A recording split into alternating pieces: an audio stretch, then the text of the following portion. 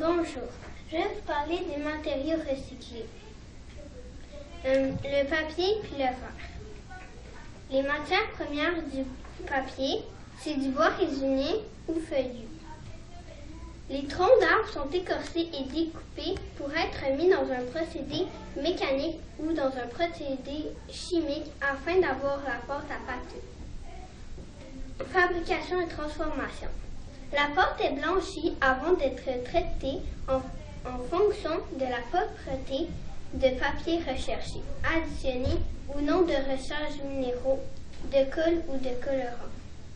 La formation de la feuille sur une machine à papier comprend une grande consommation d'énergie mécanique et de thermostat.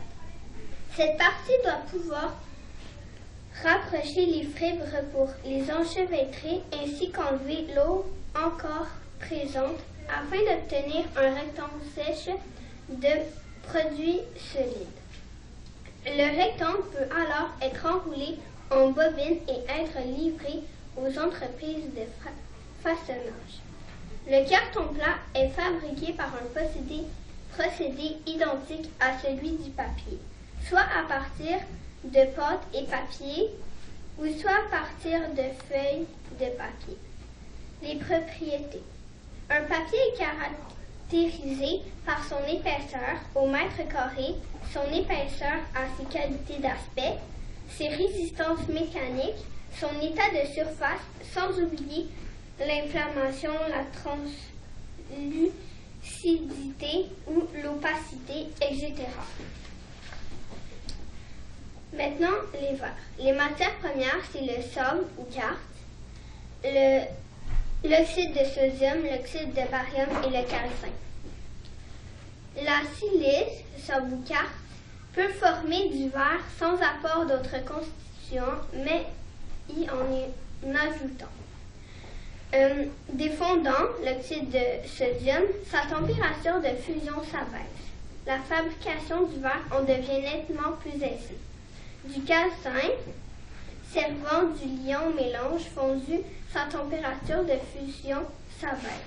Des stabilisants, oxyde de barium, le verre fabriqué ne sera plus solide dans l'eau. Toutes les matières premières sont réunies dans un mélangeur.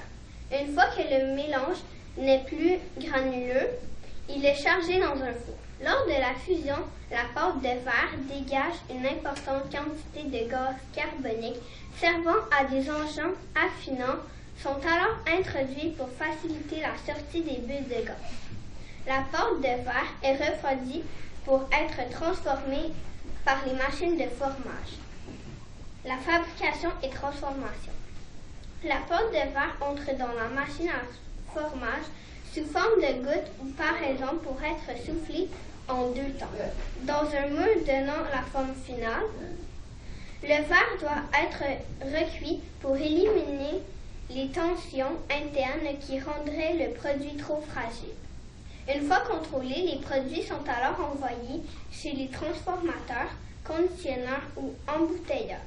Sur la production totale en France, 75% des tonnages concernent le verre cru, la plus grande partie étant le verre d'emballage mélangé.